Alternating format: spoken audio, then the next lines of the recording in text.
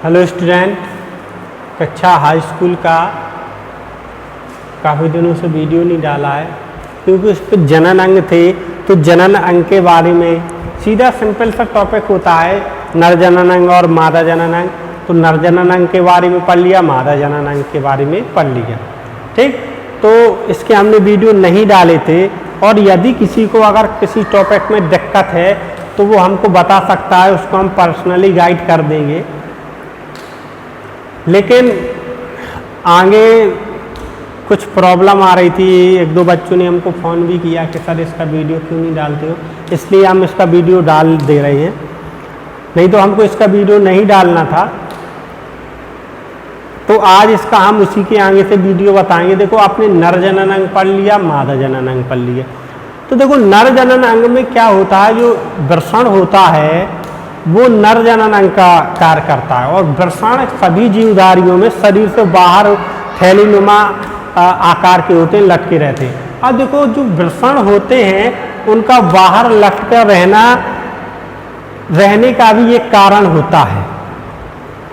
ठीक, और कारण क्या होता है कि यदि वृषण बाहर लटके रहते हैं तो उनका जो तापमान होता है, टेम्परेचर होता है, शरीर के टेम्परेचर से 2 डिग्री कम होता है। ठीक, यदि शरीर का टेम्परेचर है 27 डिग्री सेल्सियस तो वृषण का होगा 25 डिग्री,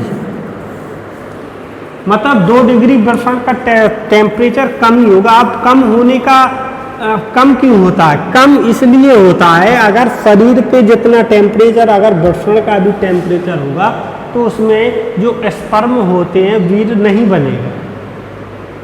ठीक, और जो स्पर्म होते हैं मतलब शुक्राणु होते हैं, शुक्राणुओं का निर्माण नहीं होता है। ठीक, और शुक्राणुओं का निर्माण कहाँ होता है? वृषण जो, देखो ये आपको है तो नहीं, ये 11 में विस्तार से, आपको यहाँ पर विस्तार से नहीं है। जैसे मान के चलो ये वृषण है, ठीक, एक वृषण के बारे में हम बात कर रहे हैं अभी, एक वृषण के बारे में। ठीक, तो एक वृषण के अंदर लगभग 250 वृषणीय पिंडक पाए जाते हैं। 250 वृषण 2 होते हैं वृषण कोश के अंदर। अभी हम एक ही वृषण की बात कर रहे हैं, और एक वृषण के अंदर लगभग ऐसे 250 वृषणीय पिंडक पाए जाते हैं। यहीं पर एक नलिका पाई जाती है जिसे अंडजननी नलिका कहते हैं, नहीं शुक्रजननी नलिका। उन्हीं शुक्रजननी नलिका में शुक्राणुओं का निर्माण होता है। ठीक, जब शुक्राणुओं का निर्माण हो जाता है तो अंडोत्सर्ग द्वारा, वो शुक्र जनन द्वारा ये बाहर निकलते हैं। ठीक, अब इसके आगे की प्रोसेस हम बता रहे हैं आपको कि निषेचन क्या होता है। मानव में निषेचन या लैंगिक जनन, आगे जो आपकी हेडिंग है, मानव में निषेचन व लैंगिक जनन। ठीक, मानव में किस प्रकार से निषेचन और लैंगिक जनन होता है। ठीक, तो देखो, निषेचन के लिए 2 स्ट्रक्चर होना बहुत जरूरी है। एक तो मादा जननांग। मादा जननांग क्या होते हैं?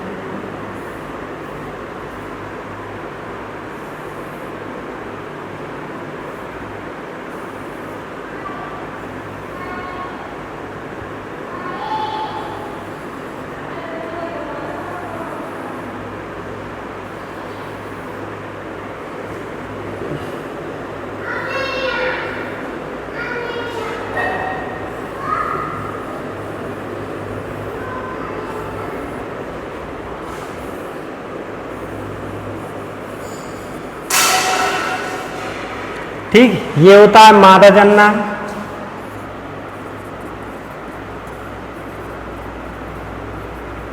मादा जननांग का स्ट्रक्चर ऐसा होता है। नर जननांग के में नर जननांग का बनाना जरूरी नहीं होता, सिर्फ स्पर्म का, शुक्राणु का बनना जरूरी है। तो शुक्राणु का आकार क्या होता है?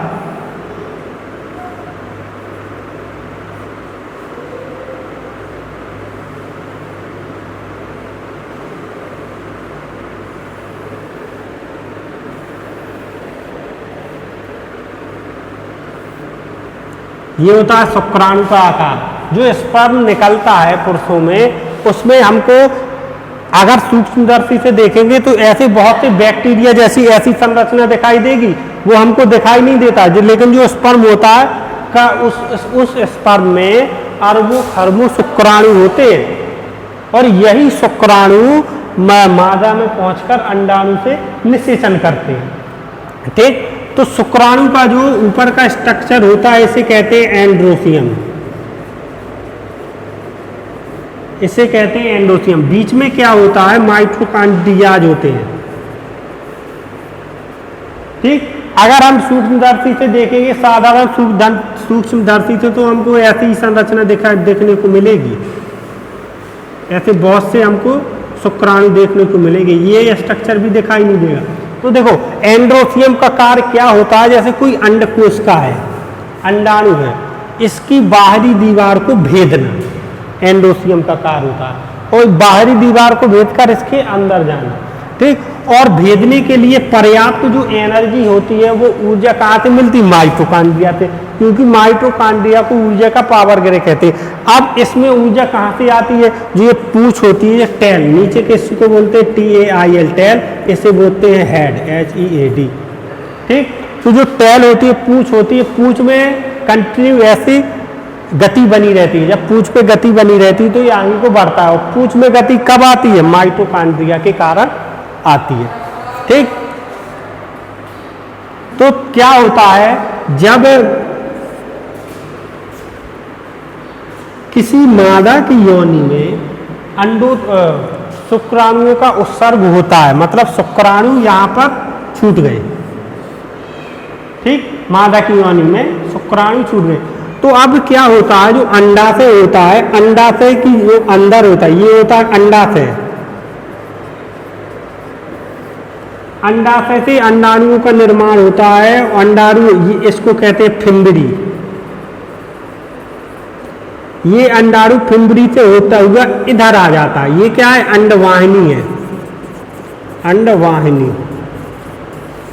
ठीक, फिंबरी से होता हुआ ये जो अंडाणु होता है या अंडजनन कोशिका होती है, वो कहाँ आ जाती है, इधर आ जाती है। अब इस स्थान को, मतलब जहां पर निषेचन यहीं पर होता है, शुक्राणु धीरे धीरे गति करते हुए आते हैं, और ये शुक्राणु कितने लाखों करोड़ों शुक्राणु होते हैं, लेकिन जो शुक्राणु सबसे पहले इस अंडाणु को भेदेगा वही भ्रूण की प्रक्रिया में हिस्सा लेता है। अब क्या होता है, इस हिस्से को कहते हैं एम्पुला, इसको कहते हैं स्थमस। तो जहां पर निषेचन होता है इस जगह को कहते हैं एम्पुला, स्थमस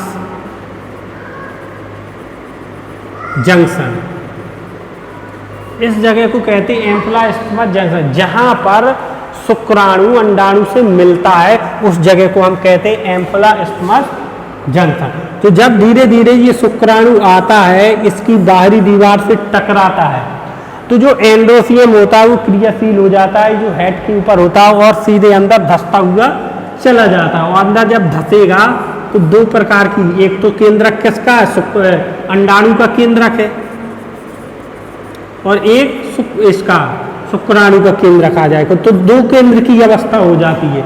मतलब इस अंडाणु के अंदर दो केंद्रक हो जाते हैं, इसी को हम कहते हैं दो केंद्र की अवस्था हो जाती है। अब यहाँ पर इस अंडकोशिका का विभाजन स्टार्ट हो जाता है।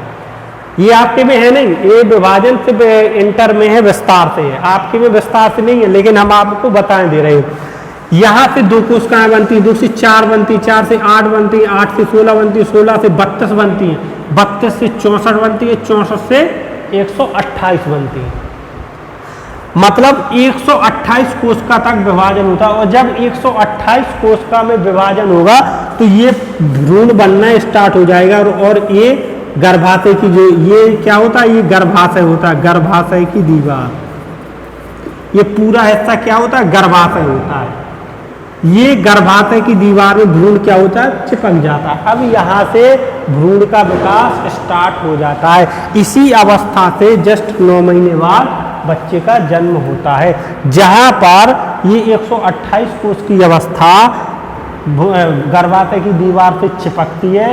यह इसी दिन से 9 महीने बाद ही बच्चे का जन्म होना स्टार्ट हो जाता है और जस्ट 9 महीने बाद इसका जन्म हो जाता है। अब देखो जो भ्रूण होता है इसको पोषण कहाँ से प्राप्त होता है?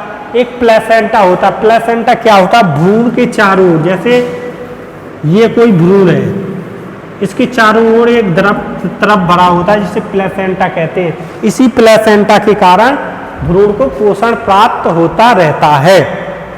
अब गर्भ ठहरने के बाद भ्रूण में कौन कौन से परिवर्तन होते हैं ये आपको आगे इंटर में देखने को मिलेंगे। जैसे 6 महीने तक जो हमारी पलकें होती हैं, अगर भ्रूण 6 महीने के अंदर पेट में है तो हमारी पलकें क्या जुड़ी रहती है, 6 महीने तक जुड़ी रहती है, खुलती नहीं है। 6 महीने के बाद ही ये खुलना स्टार्ट होती हैं और 5 हफ्ते बाद हमारे हाथ और पैरों का आकार बनना स्टार्ट हो जाता है। ऐसे निश्चित समय होता है कि निश्चित समय बाद ये अंग बनना स्टार्ट हो जाते हैं और लगभग 8 महीने बाद 6 महीने बाद जो भ्रूण के सभी अंगों बन जाते हैं, स्टार्ट हो जाते हैं।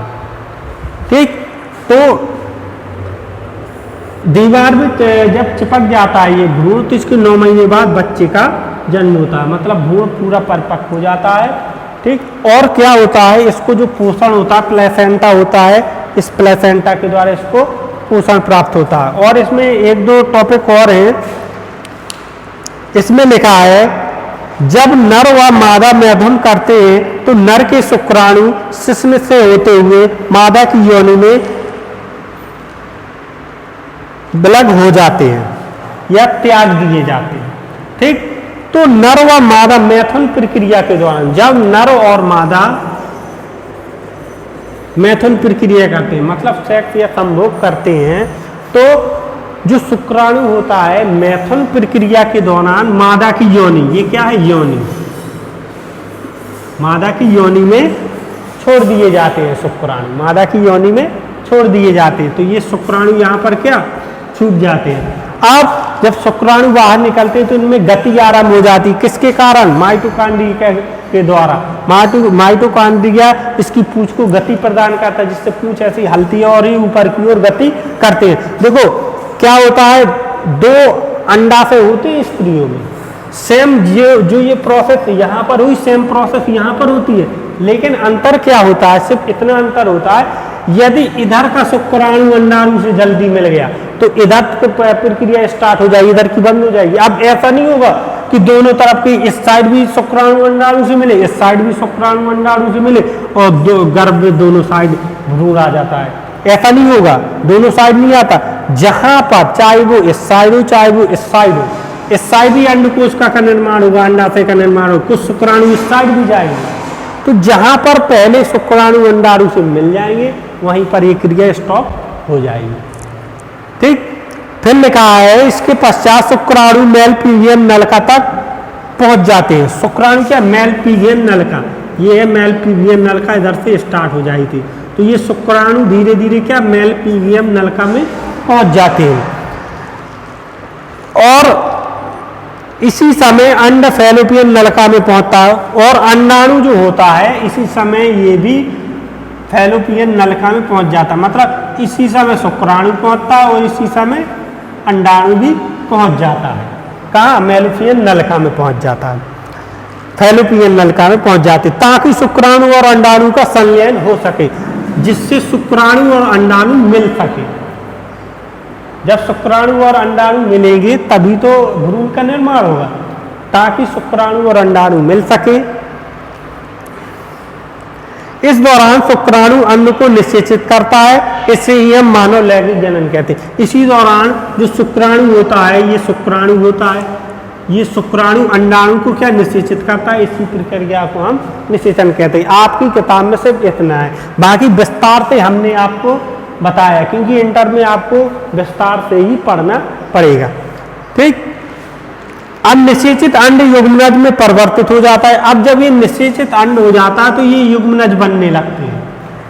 ठीक, युग्मनज में परिवर्तित होता है। यह युग्मनज गर्भाशय की दीवार में आरोपित हो जाता है। फिर ये युग्मनज क्या होता है, देखो बाकी जो कोश की अवस्था है वो इसमें दिखाई नहीं गई है, लेकिन आगे 11 पढ़ोगे तो सभी कोश की अवस्थाओं के बारे में हमको पढ़ना पड़ेगा।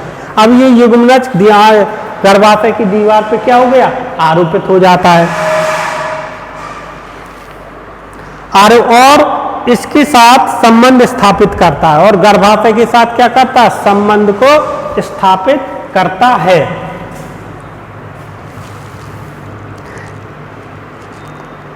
अब लिखा गर्भाशय में परिवर्तित हो रहे भ्रूण को पोषण एक विशिष्ट संरचना द्वारा प्राप्त होता है। जो गर्भाशय होता है, गर्भाशय में भ्रूण को पोषण एक विशिष्ट संरचना द्वारा प्राप्त होता है, जिसे प्लेसेंटा कहते हैं। इस प्लेसेंटा से ही भ्रूण को भोजन प्राप्त होता है। और एक बात और याद रखने योग्य होती है, गर्भाशय में भ्रूण के जितना भी मल होता है या क्या कहते हैं अपशिष्ट पदार्थ, भ्रूण जितना भी अपशिष्ट पदार्थ उत्पन्न करता है, उन सबको, जो माँ होती है, जिस माँ के गर्भ में बच्चा पल रहा होता है, तो जब भी भ्रूण से कोई भी अपशिष्ट पदार्थ निकलते हैं तो उस माँ का रुधिर वर्ग उसको खींच लेता है, रुधिर उसको खींच लेता है।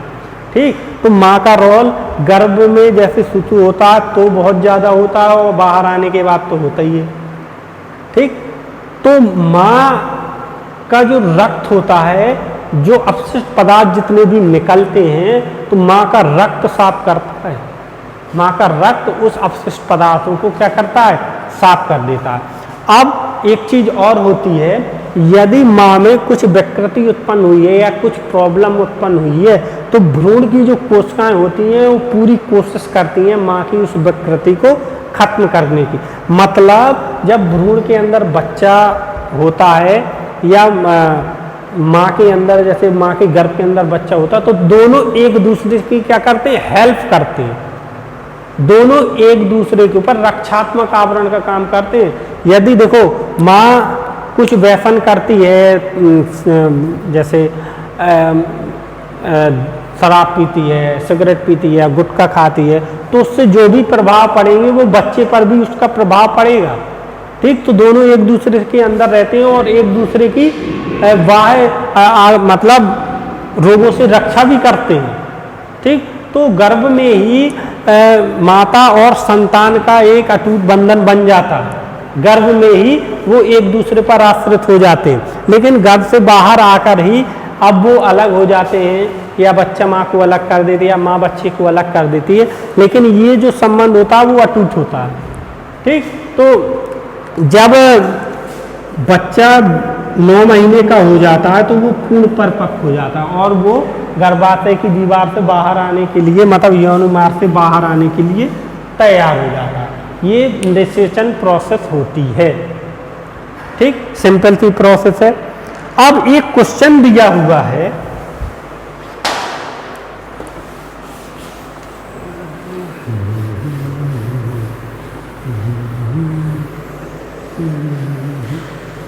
अब देखो एक क्वेश्चन दिया हुआ है, यदि अंड कोशिका का निषेचन नहीं हो तो, यदि अंड कोशिका का निषेचन नहीं हो तो, यदि अंड कोशिका का निषेचन नहीं हो तो क्या होगा, क्या होगा। ठीक, यदि अंड कोशिका का निषेचन नहीं हो तो क्या होगा, और इसी में अथवा में दिया है, ऐसा भी पूछ सकता है कि ऋतुस्राव क्या है।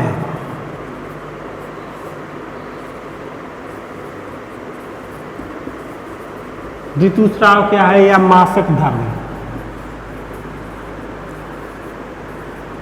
मासिक धर्म चक्र, ऋतुस्राव मासिक धर्म चक्र। ठीक, जिसको बोलते हैं monthly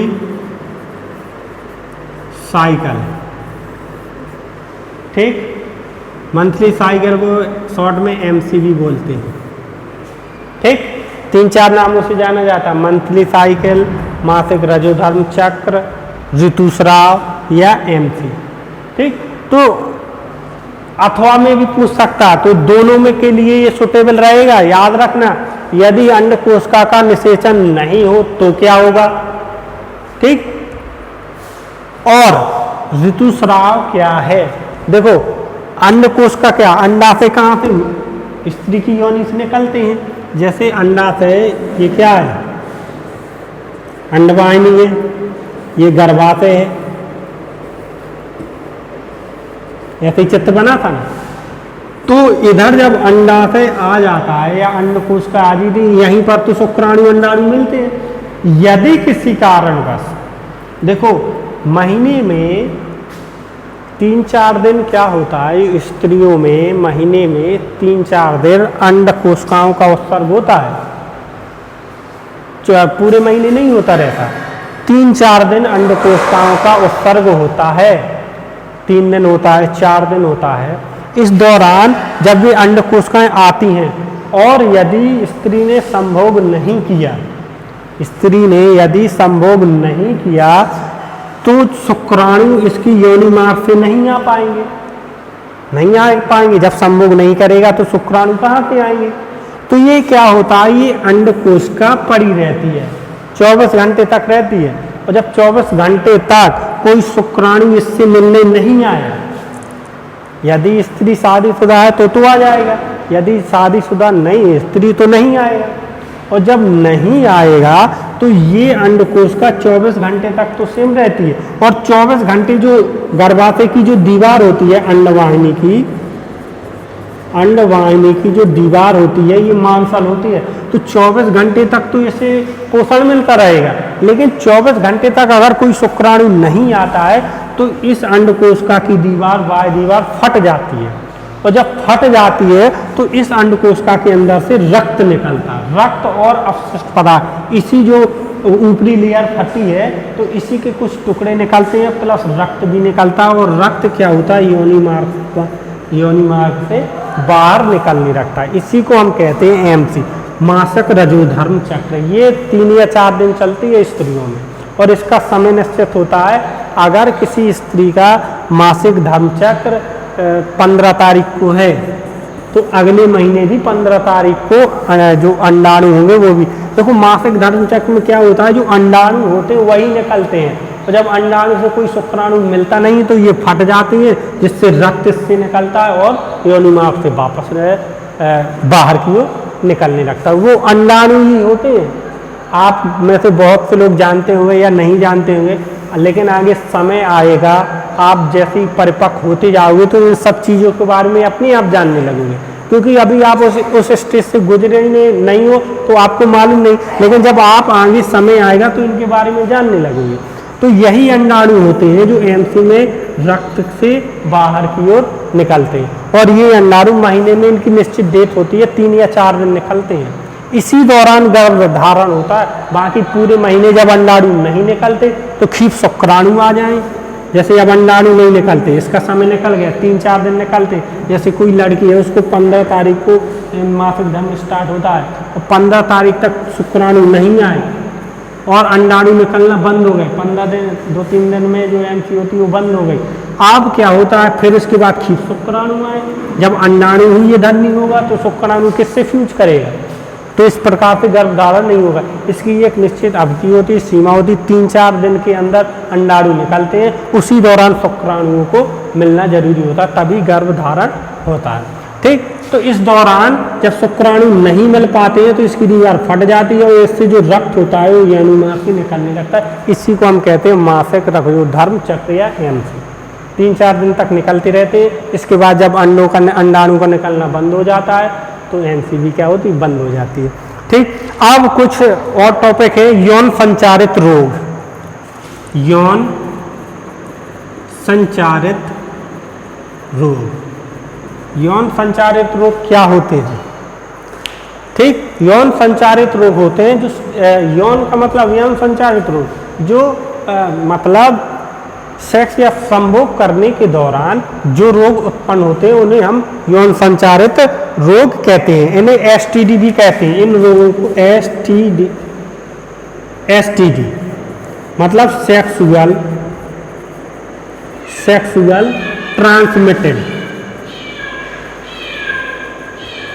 sexual transmitted disease, sexual transmitted disease मतलब सेक्स करने के दौरान कुछ रोग होते हैं, उन्हें हम सेक्सुअल ट्रांसमिटेड डिसीज कहते हैं। अब कौन कौन से रोग होते हैं ये देखेंगे।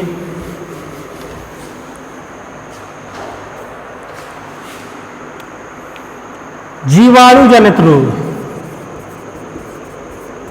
जनित रोग, विषाणु जनित रोग। ठीक, तो देखो संभोग करने के दौरान कुछ रोग भी होते हैं, ऐसा नहीं है। तो कौन कौन से रोग होते हैं? जीवाणु जनित रोग। देखो जीवाणु जनित रोग में होता है, एक तो होता है गोनेरिया, गोनेरिया, दूसरा होता है सिफिलिस। पहला गोनेरिया, दूसरा सिफिलिस। ये दो रोग होते हैं जो संभोग करने के दौरान होते हैं, लेकिन ये होते हैं जीवाणु से। एक रोग होता है विषाणु से, जैसे एक बोलते हैं HIV। HIV क्या? HIV वायरस का नाम होता है एड्स, AIDS। क्या बोलते हैं इसे? एड्स। एड्स जो होता है वो वायरस विषाणु से होता है। ये सबसे खतरनाक यौन संचारित रोग होता है। ठीक, इससे का वायरस का नाम होता है HIV, ह्यूमन इम्यूनो वायरस, और एड्स का फुल फॉर्म होता है ह्यूमन एक्वायर्ड डेफिशिएंसी सिंड्रोम। ठीक, तो जो वायरस से रोग होता है वो एड्स होता है, और जो जीवाणु से रोग होता है वो गोनेरिया और सिफिलिस होता है।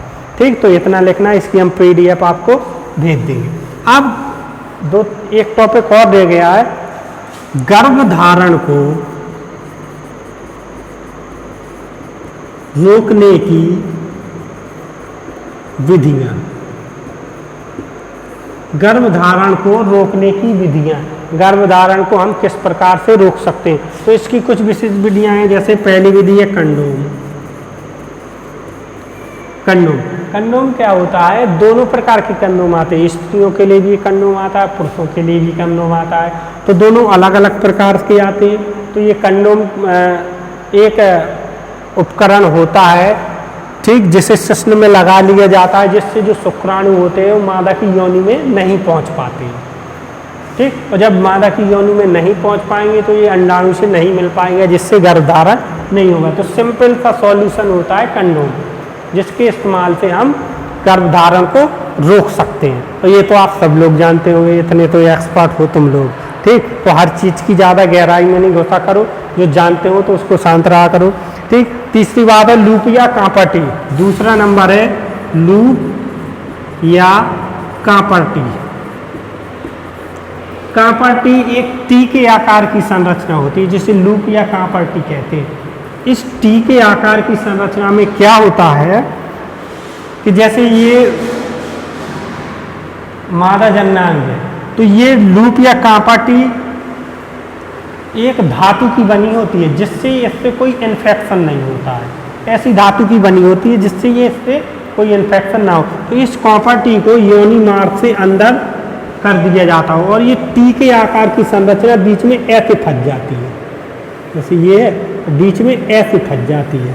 तो इसके अंदर शुक्राणु नहीं जा पाते, ना इस साइड शुक्राणु जा पाते, और जो अंडाणु होता है अंडाणु भी इस साइड नहीं आ पाता, इस लूप में वे फंस जाते हैं। तो दोनों एक दूसरे से नहीं मिल पाते। तो ये होता है लूप या कांपटी। ठीक, अगली जो विधि है वंध्याकरण। अगली विधि है वंध्याकरण। वंध्याकरण का मतलब होता है नसबंदी और नलबंदी।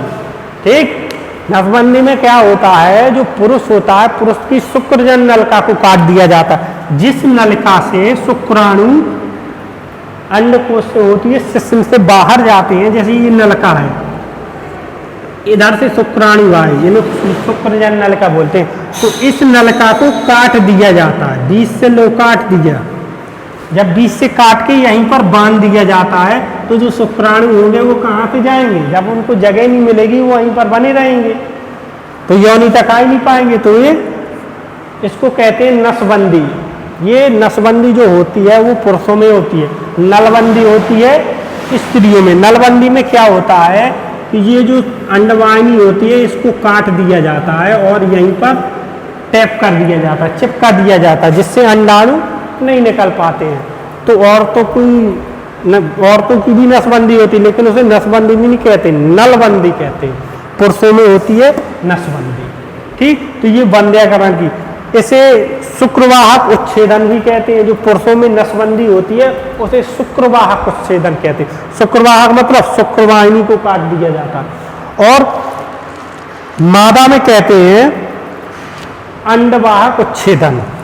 ठीक, तो इसे हम PDF में डाल देंगे, तो उससे आप लिख लेना, ज़्यादा कुछ नहीं, वीडियो ज़्यादा बड़ा हो रहा है। तो इससे आगे इसके साथ हमें लगता है आपका चैप्टर भी खत्म हो गया, लेकिन देखेंगे कुछ बचा हुआ तो कल की वीडियो में बता देंगे। ठीक, धन्यवाद।